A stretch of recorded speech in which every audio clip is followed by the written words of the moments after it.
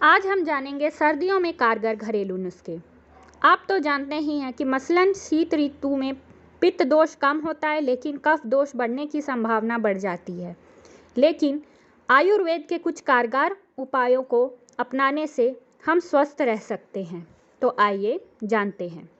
सर्दी जुकाम। ठंड के मौसम में सर्दी जुकाम होना आम बात है। यदि गले में खराश और सर्दी जुकाम आदि जैसी समस्याएं हो रही है आपको, तो आप एक छोटा चम्मच किसी अदरक के साथ शहद मिलाएं, काली मिर्च का पाउडर मिलाकर मिश्रण तैयार करें। फिर इस मिश्रण को आधा सुबह और आधा रात में सोते समय खाएं। इससे आपको राहत मिलेगी। एसिडिटी।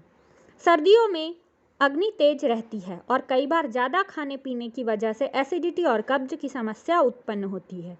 ऐसी स्थिति में जब सीने में जलन और एसिडिटी की समस्या आपको महसूस हो रही है, तो रात में सोते समय आधा कप ठंडे दूध में आधा कप पानी मिलाकर पीने से एसिडिटी की समस्या समाप्त हो सकती है।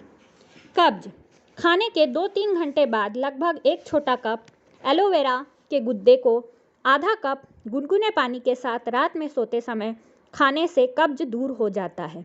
इसके अलावा सोते समय एक छोटा चम्मच ईसा भूसी घोल की भूसी में दही मिलाकर खाने से भी पेट साफ होता है, लेकिन ध्यान दें कि इसे लंबे समय तक ना लें। आइए अब जानते हैं जोड़ों में दर्द है तो क्या करें।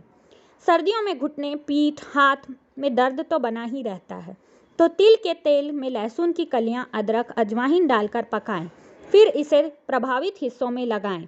आपको दर्द में आराम मिलेगा। मैं और भी उपयोगी बातें बताती रहूँगी, लेकिन आप मेरे चैनल पे बने रहें और सब्सक्राइब ज़रूर